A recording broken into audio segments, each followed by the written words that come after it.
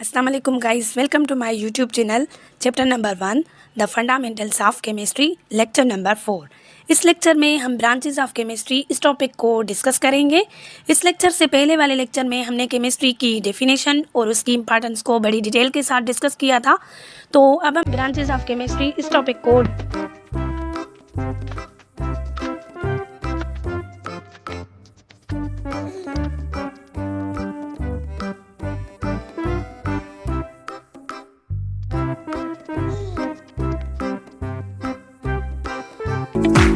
इस टॉपिक को शुरू करने से पहले हम केमिस्ट्री की डेफिनेशन को थोड़ा रिपीट करेंगे। Chemistry is the branch of science which deals with the properties, composition and the structure of matter. Chemistry also deals with the changes involved in the matter. Chemistry science की एक ऐसी branch है जिसमें हम matter की properties, composition, structure और उसमें होने वाली चेंजेस की स्टडी करते हैं। एज यू नो डेट हमारे इर्द गिर्द हर एक चीज़ मैटर है। हर वो चीज़ जो जगह घेरे और वज़न रखे उसे मैटर कहा जाता है। केमिस्ट्री की जो रेंज है वो बहुत ज़्यादा है, इस वजह से केमिस्ट्री को मुख्तलिफ़ किस्म की ब्रांचेस में डिस्ट्रीब्यूट किया गया है, जैसे कि physical chemistry, organic chemistry, inorganic chemistry, biochemistry, industrial chemistry, nuclear chemistry, environmental chemistry, analytical chemistry, medicinal chemistry, quantum chemistry and green chemistry. तो इस लेक्चर में हम हर एक ब्रांच को इंडिविजुअली डिस्कस करेंगे। Physical chemistry. Physical chemistry is the branch of chemistry which deals with the relationship between composition and the physical properties of matter with change in them. Physical chemistry की एक ऐसी branch है जिसमें हम matter की physical properties, composition और उसमें होने वाले चेंजेस की स्टडी करते हैं। It also deals with the laws and the principle governing the combinations of atoms and molecule in chemical reaction. और केमिकल रिएक्शन में जो एटम्स और मॉलिक्यूल्स की कॉम्बिनेशन के लॉ और प्रिंसिपल होते हैं उसकी स्टडी भी हम फिजिकल केमिस्ट्री के अंदर करते हैं। दुनिया की हर एक चीज़ क्या है, वो मैटर है। मैटर कैसे बनता है, वो मॉलिक्यूल्स की कॉम्बिनेशन से बनता है और मॉलिक्यूल्स जो है वो एटम्स की कॉम्बिनेशन से बनते हैं।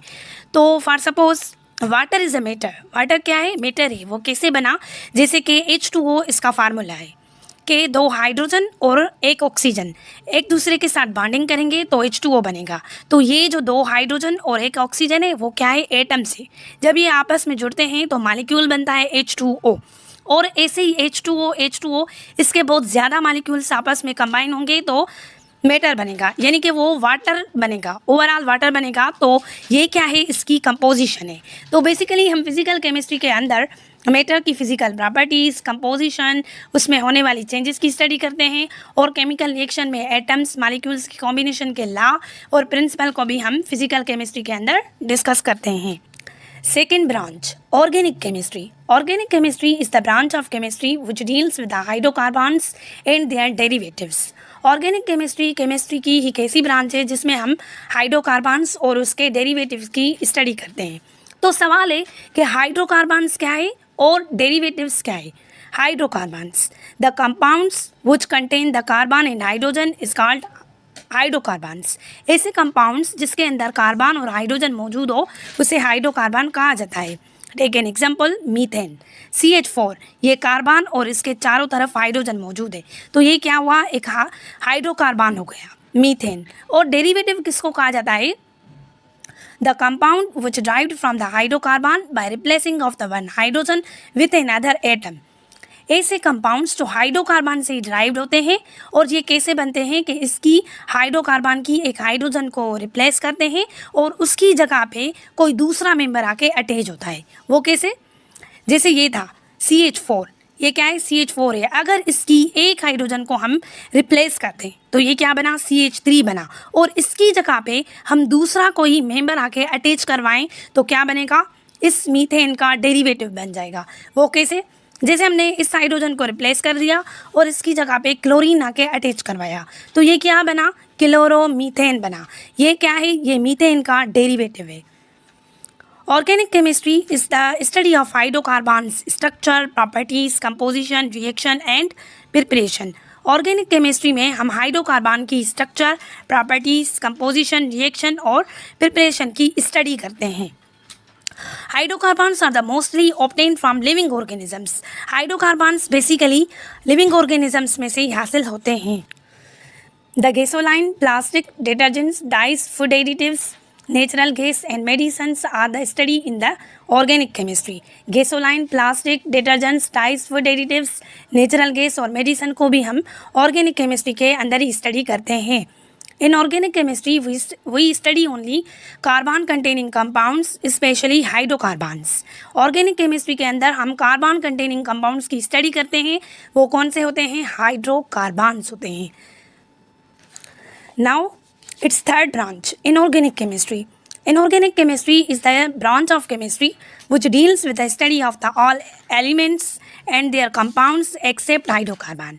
Inorganic chemistry भी chemistry की एक ऐसी ब्रांच है जिसमें हम हाइड्रोकार्बन्स को छोड़ के बाकी तमाम एलिमेंट्स और कंपाउंड्स की स्टडी करते हैं. क्यों हाइड्रोकार्बन को छोड़ते हैं? क्योंकि हमने हाइड्रोकार्बन्स की स्टडी ऑर्गेनिक केमिस्ट्री में कर ली है. बाकी जो बचते हैं उनकी स्टडी हम इनऑर्गेनिक में करेंगे. Take an example, H2O, NaCl, CO2, water, salt और कार्बन डाइऑक्साइड. ये सारे के सारे क्या है? इनऑर्गेनिक कंपाउंड्स है. क्यों? क्योंकि इनके पास कार्बन और हाइड्रोजन की कॉम्बिनेशन नहीं है. Inorganic compounds are generally obtained from non living things. और इनऑर्गेनिक कंपाउंड्स को हम नॉन लिविंग थिंग से हासिल करते हैं. जैसे हम ऑर्गेनिक को लिविंग थिंग से हासिल करते थे, उसी तरह से हम इनऑर्गेनिक को नॉन लिविंग थिंग से हासिल करते हैं. It is applicable in the all areas of chemical industry such as glass, cement, ceramic and metallurgy. और ये inorganic compounds chemical industries में हासिल होते हैं जैसे glass, cement, ceramic and metallurgy में. अब सवाल है कि मेटलर्जी क्या है? Metallurgy is a technology of extracting metals from ore and refining them.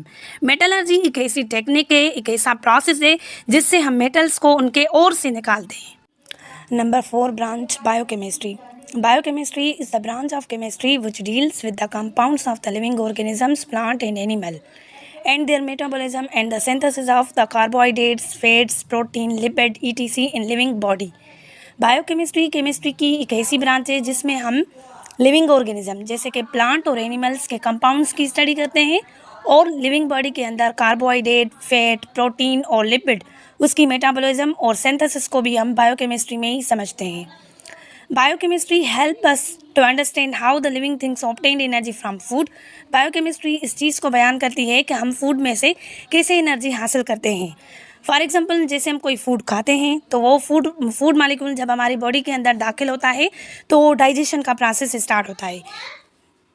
यानी कि वो food molecule large molecule different enzymes की मदद से स्मॉल मालिक्यूल्स में कन्वर्ट होता है और हमारी बॉडी को एनर्जी हासिल होती है.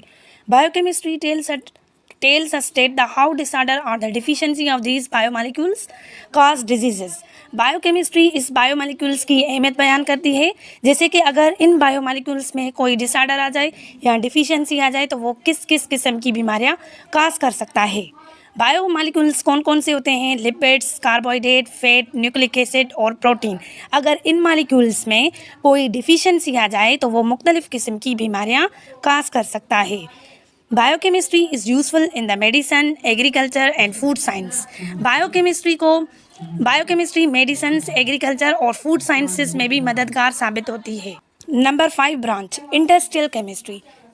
The branch of chemistry which deals with the study of the chemical processes involved in the chemical industries for the manufacture of the synthetic products like the fertilizer, glass, cement and medicines is called as industrial chemistry. Industrial chemistry, इसके नाम से हमें ये मालूम होता है कि इस केमिस्ट्री का इस्तेमाल इंडस्ट्रीज़ में होता है.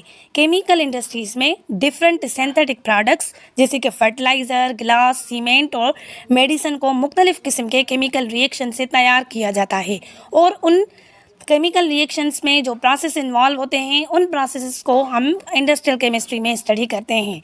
उसके बाद आती है nuclear chemistry. Nuclear chemistry is the branch of chemistry which deals with the radio activity, nuclear processes and the properties of radio active substance.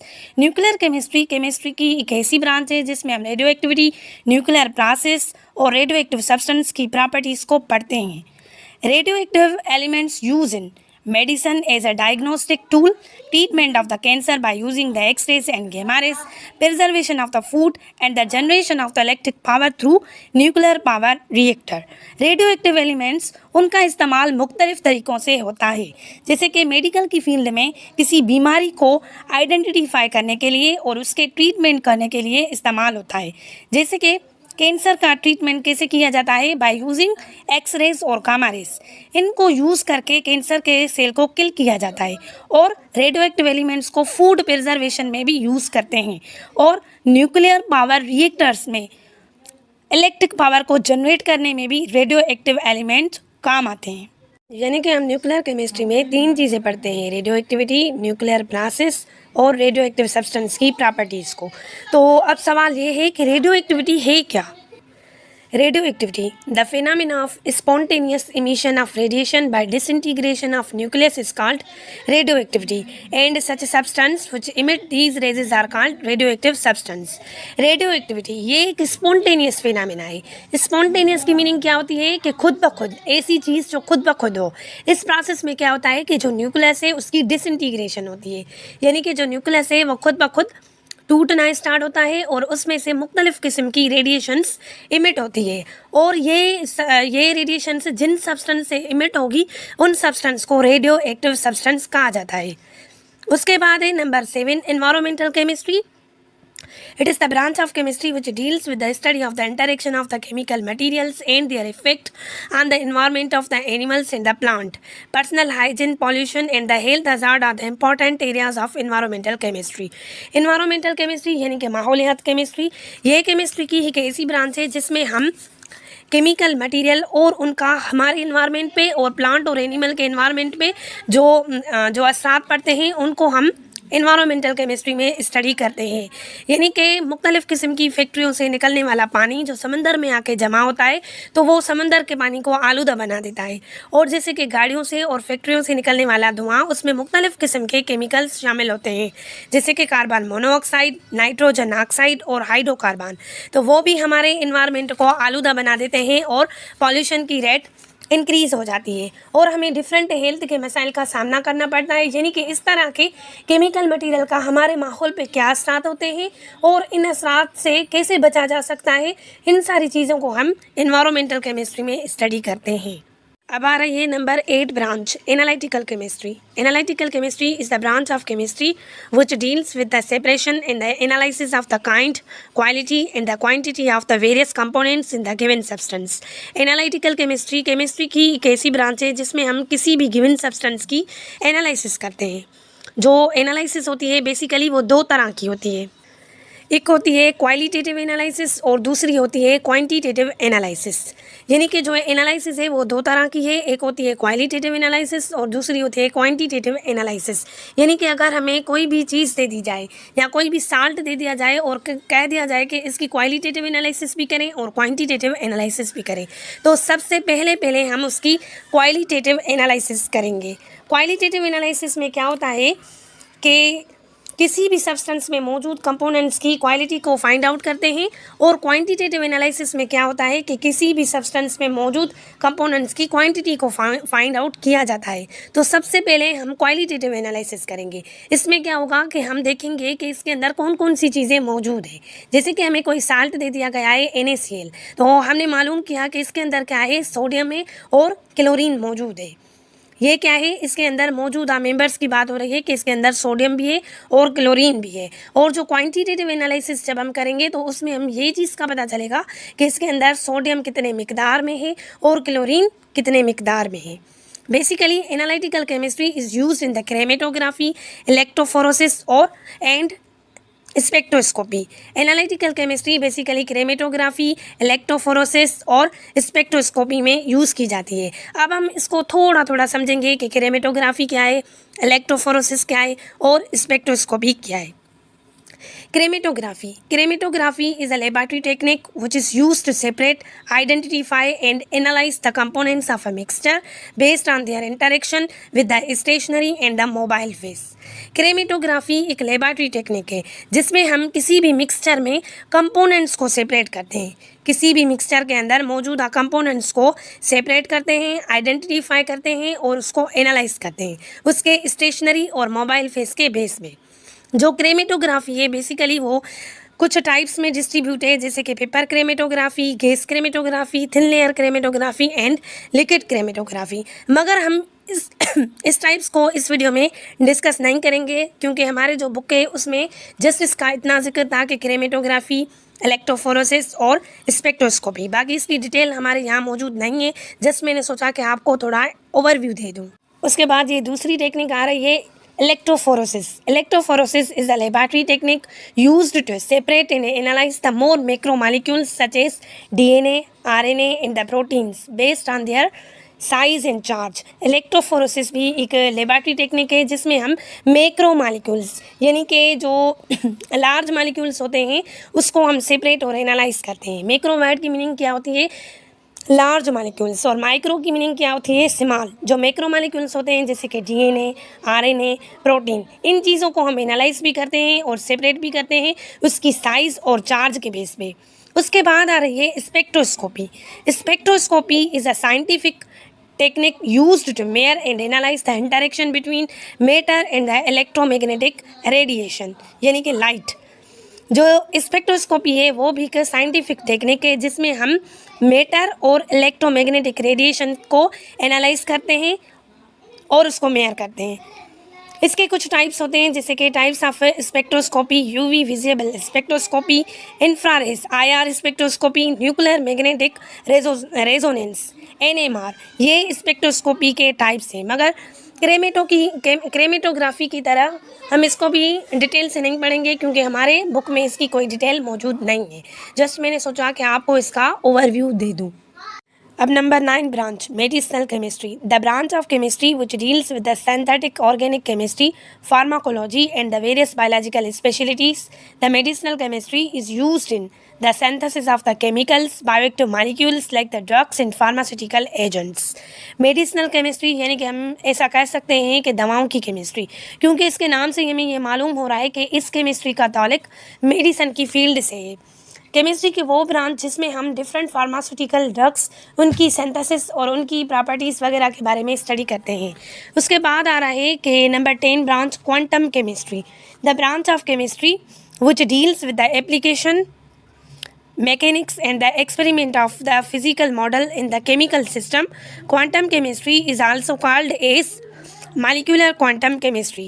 Quantum chemistry की एक ऐसी ब्रांच है जिसमें हम केमिकल सिस्टम में फिजिकल मॉडल की application, उनकी mechanics, experiment वगैरह के बारे में स्टडी करते हैं।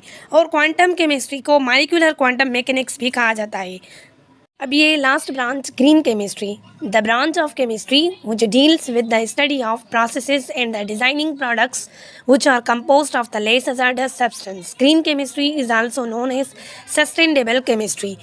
ग्रीन केमिस्ट्री ये केमिस्ट्री की एक ऐसी ब्रांच है जिसमें हम ऐसे प्रोडक्ट्स को डिज़ाइन करते हैं और उन प्रोडक्ट्स को काम में लाने के बारे में स्टडी करते हैं जो कि लेस हजार्डस सब्सटेंस से मिलके बनते हैं। और ग्रीन केमिस्ट्री को सस्टेनेबल केमिस्ट्री भी कहा जाता है। Examples: sulfur chemical, polyphenyl sulfone, less hazardous chemical, polycarbons and the sulfur solvents are the example of green chemistry। ये तो इसके एग्जाम्पल्स हैं। उसके बाद हम ये देखेंगे पर्पस के इस ब्रांच को बनाने का मेन पर्पस क्या है। The main purpose of this branch is to use the waste material efficiently and the improvement of the energy efficiency in the chemical industry। Green chemistry को बनाने का ये मकसद है कि केमिकल इंडस्ट्रीज़ में वेस्ट मटेरियल को एफिशिएंटली यूज़ किया जा सके और एनर्जी की एफिशिएंसी को इम्प्रूव किया जा सके। तो ये था हमारा आज का लेक्चर जिसमें हमने ब्रांचेस ऑफ केमिस्ट्री को पूरी डिटेल के साथ स्टडी किया है। तो एज यूजुअल आपको ये बताते चलें कि हमारे इस चैनल को आप लाइक करें, सब्सक्राइब करें और बेल आइकन को ज़रूर क्लिक करें ताकि हमारी तमाम वीडियोज़ की नोटिफिकेशन आपको रिसीव हो सके। Thank you very much and अल्लाह हाफिज़।